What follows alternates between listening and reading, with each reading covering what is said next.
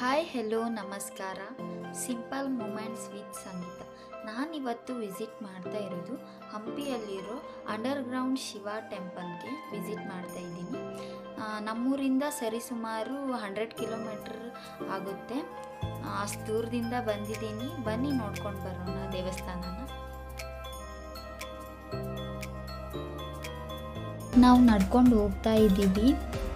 ನೀವೇನಾದರೂ ಅವತ್ತೇ ಬಂದು ಅವತ್ತೇ ಹೋಗಬೇಕು ಅಂತ ಇದ್ದರೆ, ಅಂದರೆ ಅವತ್ತೇ ಬಂದು ಇಲ್ಲೆಲ್ಲ ನೋಡಿಕೊಂಡು ಅವತ್ತೇ ಹೋಗಬೇಕು ಅಂತ ಏನಾದರೂ ಇದ್ದರೆ, ಕಮಲಾಪುರಿಂದ ಹೊಸಪೇಟೆಗೆ ಬಸ್ ಇರ್ತವೆ, ಅಲ್ಲಿಂದ ಹೋಗ್ಬೋದು ನೀವು ಆರಾಮಾಗಿ. ಸೊ ಅಲ್ಲಿಂದ ನೀವು ಹೊಸಪೇಟೆಗೆ ಹೋದರೆ ಮತ್ತೆ ನೀವು ಬೇರೆ ಯಾವುದಾದ್ರೂ ಊರಿಗೆ ಹೋಗಬೇಕಂದ್ರೆ ಆರಾಮಾಗಿ ಹೋಗ್ಬೋದು. ಬಸ್ ಏನು ಸಾಕಷ್ಟು ಇರ್ತವೆ. ಇಲ್ಲೇ ಮುಂದೆ ಬಂದರೆ ಅಂಡರ್ಗ್ರೌಂಡ್ ಶಿವ ಟೆಂಪಲ್ ಅಂತ ಇದೆ.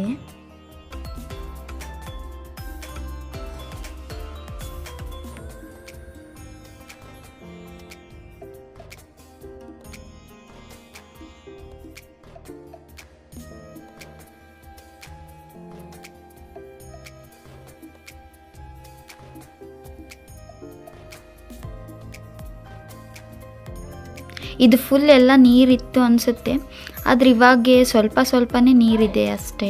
ಇವಾಗ ಏನು ನೋಡ್ತಾ ಇದ್ದೀರಾ, ಇದೇ ಅಂಡರ್ಗ್ರೌಂಡ್ ಶಿವ ಟೆಂಪಲ್. ಬಟ್ ಈ ಟೆಂಪಲ್ ಹೆಸರು ಪ್ರಸನ್ನ ವಿರೂಪಾಕ್ಷ ಟೆಂಪಲ್. ಬಟ್ ನಾವು ಎಲ್ಲರೂ ಇದನ್ನು ಅಂಡರ್ಗ್ರೌಂಡ್ ಶಿವ ಟೆಂಪಲ್ ಅಂತ ಕರಿತೀವಿ. ಲೋಟಸ್ ಮಹಲ್, ಎಲಿಫೆಂಟ್ ಸ್ಟೆಬಲ್, ರಂಗ ಟೆಂಪಲ್ 3 ಥರ ಇದೆ ಇದ್ರೊಳಗಡೆ ಹೋದರೆ.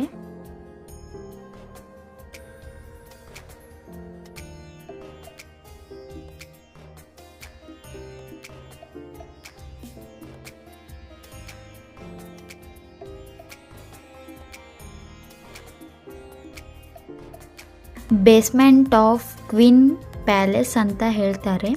ಇದೇ ನೋಡಿ ಕ್ವೀನ್ ಪ್ಯಾಲೇಸ್ದು ಬೇಸ್ಮೆಂಟ್.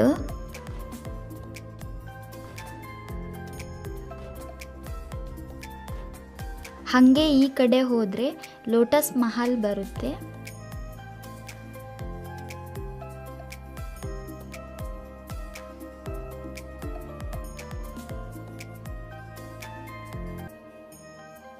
ಇವಾಗ ಎಲಿಫೆಂಟ್ ಸ್ಟೆಬಲ್ಗೆ ಬಂದಿದ್ದು.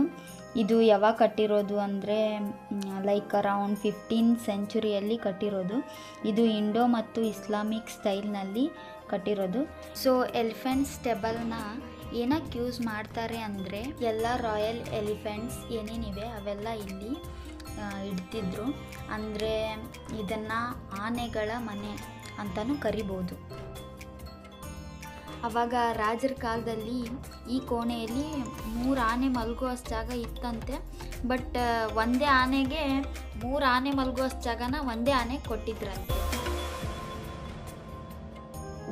ಹಾಗೆ ಇದರಲ್ಲಿ 11 ಆನೆಗಳ ಸ್ಟೆಬಲ್ ಇವೆ, ಆದರೆ ಸೆಂಟ್ರಲ್ ಮಾತ್ರ ಸ್ವಲ್ಪ ದೊಡ್ಡದಿದೆ ಆನೆ ಸ್ಟೆಬಲ್. ಓಕೆ, ಧನ್ಯವಾದಗಳು. ಮತ್ತೆ ಭೇಟಿಯಾಗೋಣ ಮುಂದಿನ ಬ್ಲಾಗ್ನಲ್ಲಿ.